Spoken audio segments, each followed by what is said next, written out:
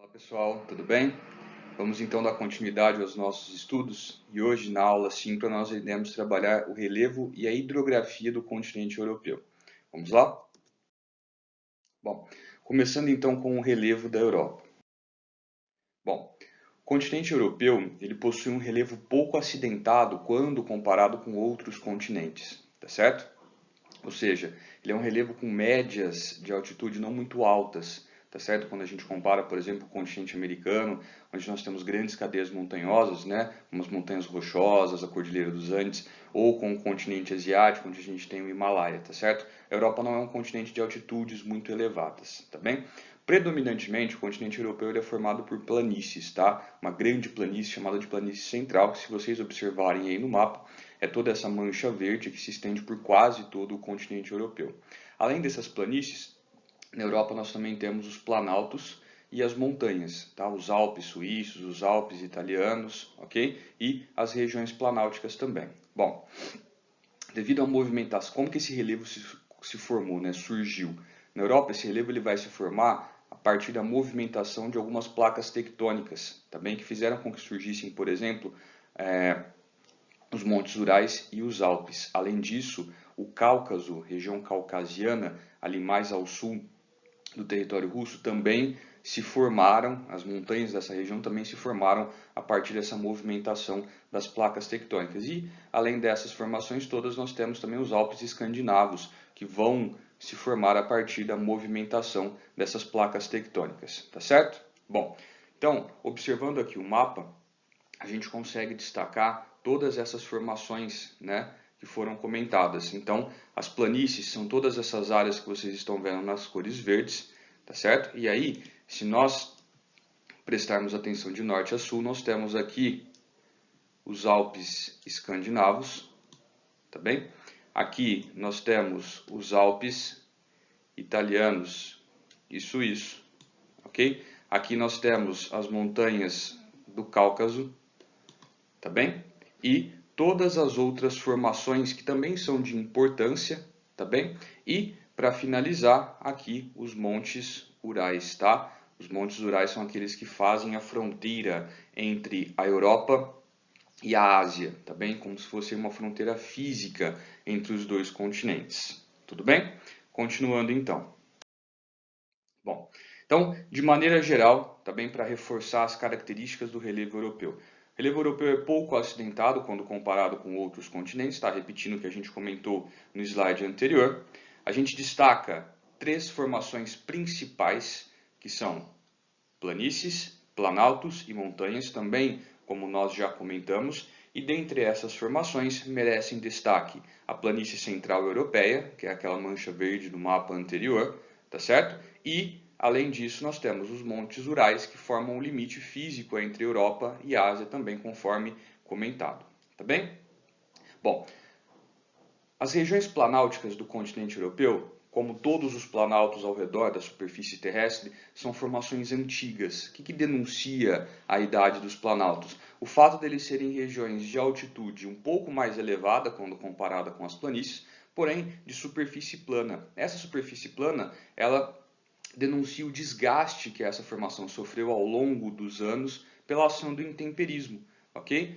Vento, chuva, variação de temperatura, tudo bem? Então os planaltos, de maneira geral, e inclusive na Europa, são as regiões mais desgastadas, tá bem? E as montanhas europeias, assim como as montanhas em qualquer outra parte do mundo, elas são formações recentes. É por isso que na geografia nós as chamamos de dobramentos modernos. Por que são chamados de dobramentos modernos? Porque geologicamente falando, elas surgiram há pouco tempo, ok? Então primeiro formam-se as estruturas que nós chamamos de escudos cristalinos.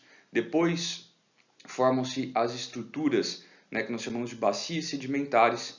E depois a gente tem a formação dos dobramentos modernos. Essas últimas só se formaram quando as placas tectônicas começam a mexer, começam a se chocar e aí surgem as montanhas. Ou seja, comparado com as outras partes do relevo, tá bem? É isso que eu estou querendo dizer, para a gente não complicar muito o assunto. Comparado com as outras partes do relevo, as montanhas surgiram há menos tempo, ou seja, elas foram menos desgastadas e é por isso que elas têm altitude mais elevada e mais acentuada do que os planaltos e as planícies, por exemplo. Tudo bem? Vamos dar sequência então. partir de agora, a gente vai começar a trabalhar a hidrografia do continente europeu, ou seja, a disposição dos rios na Europa. Não iremos trabalhar todos os rios, apenas os mais importantes para a economia, para o povoamento do continente e para demais atividades, tá bem? Então vamos lá. Bom, hidrografia europeia, características gerais dos rios europeus, tá bem? Os rios que se estendem pelo continente europeu, eles não são rios volumosos, com grandes volumes de água, tá? Se a gente olhar outros rios aí ao redor do planeta, como o rio Amazonas aqui no Brasil, nós iremos perceber que esse rio, nosso rio, né, o Amazonas, ele é um rio com grande volume de água. Não é o tipo de rio que a gente encontra na Europa. De maneira geral, os rios europeus eles são pouco volumosos, tá bem? A maioria desses rios, considerando o que a gente acabou de falar, né, que o relevo europeu é formado grande parte por uma planície que se estende por quase todo o continente, isso faz com que a maioria dos rios europeus sejam chamados rios de planície, ou seja, rios que correm em regiões planas, tá bem? Essa característica atribui aos rios europeus um potencial navegável, ou seja, são rios naturalmente próprios para navegação.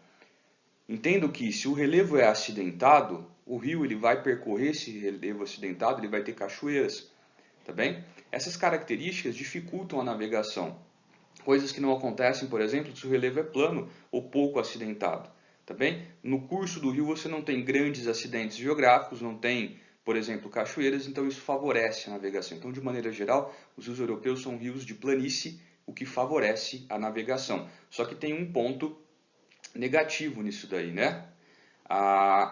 Esses rios potencialmente navegáveis são rios onde não dá para se gerar grande quantidade de energia. Existem sim na Europa rios de planalto, ou seja, rios que correm em regiões de relevo acidentado. Esses rios são rios com potencial hidrelétrico, ou seja, neles eu posso construir, né, nas quedas d'água eu posso construir hidrelétricas para geração de energia.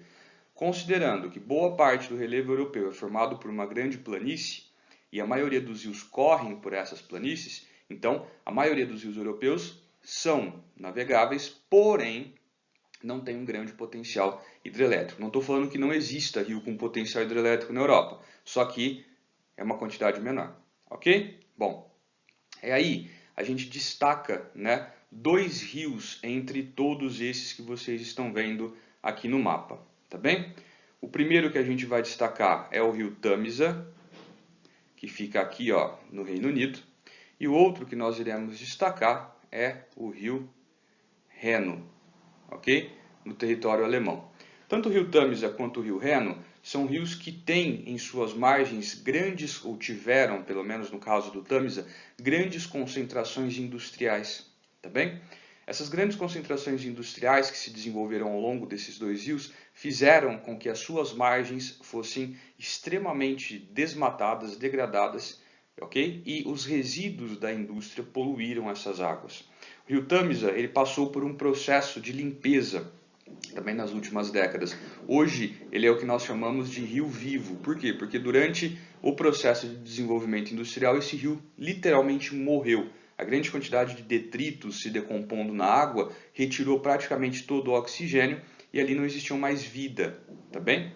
Então, esse rio passou por um processo de despoluição, descontaminação, as indústrias foram levadas para outros lugares e hoje o rio Tâmisa, que corta a capital inglesa, Londres, ele é um rio novamente vivo. O rio Reno ainda tem pontos de grande poluição, mas ele também passou por esse processo de renovação, tá bem? Então, dentre todos esses rios, tá bem? Além do Tâmisa e do rio Reno que a gente conversou aqui, nós destacamos outros três. O rio Volga, tá bem? Temos o rio Danúbio e o rio Reno, tá bem? Que a gente já circulou aqui. Esses rios, Reno, Danúbio e Volga, são rios importantes para o continente europeu, ok? Nós vamos trabalhar cada um deles agora na sequência, tudo bem? Vamos lá então.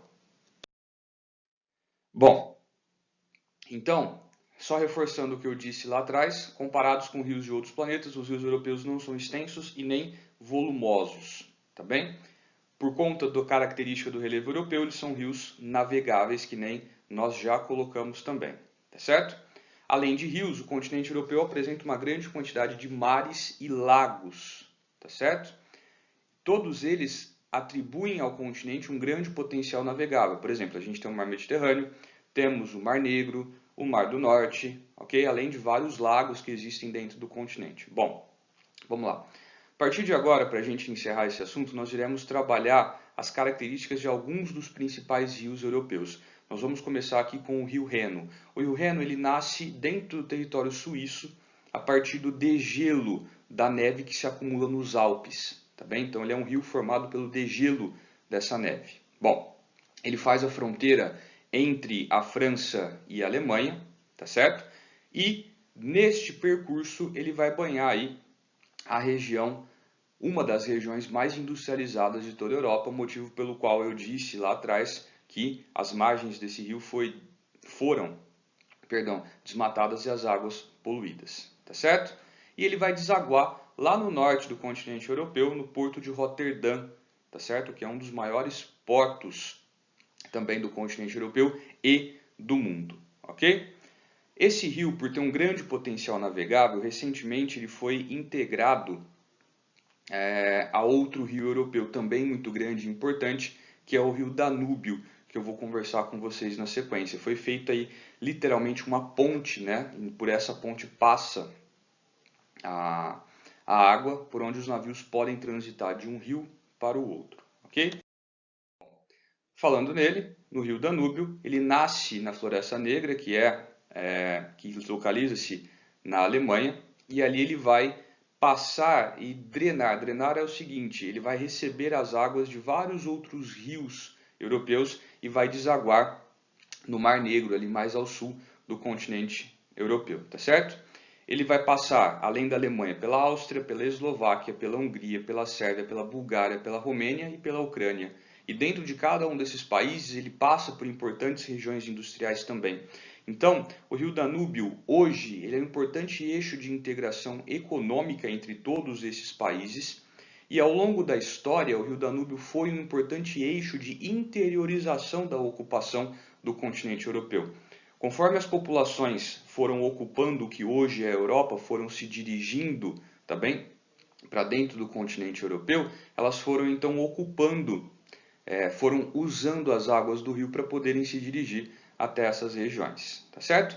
Falamos também do rio Volga, tá certo? O rio Volga é o maior rio da Europa, ok? Ele nasce dentro do território russo e vai cortar esse território até desaguar no Mar Cáspio, ok? E ali ele vai servir também para irrigação, ok? De áreas agrícolas. Além desses rios, a gente tem que destacar também o rio Pó, no norte da Itália, que também atravessa uma importante região industrial, ok? Falamos do rio Tâmisa lá atrás, que foi importante para a industrialização do que hoje, né, é a Inglaterra. Ele atravessa hoje a capital inglesa. Além desses rios todos, nós temos o rio Elba, o rio Mosela, o Vístula, o rio Sena, que passa dentro do território francês e deságua ali no Canal da Mancha. O rio Sena ele atravessa a capital francesa, Paris, ok? Também é um importante eixo de integração e de circulação, tanto dentro da capital francesa como em outras regiões da França. O rio Loire, que também abriga uma outra região industrial dentro do território francês, tá certo? Bom, pessoal, então esse é um panorama sobre a relação entre o relevo e a hidrografia do continente europeu, destacando os principais aspectos desse relevo e como ele impacta diretamente nas características dos rios e no desenvolvimento econômico dos países por onde esses rios passam, tá certo? Espero que vocês tenham entendido esse assunto. Caso tenha ficado alguma dúvida, nas aulas síncronas estou à disposição, tá certo? Um grande abraço para todo mundo, muito obrigado pela atenção de vocês, pela paciência e até a nossa próxima aula. Falou, pessoal!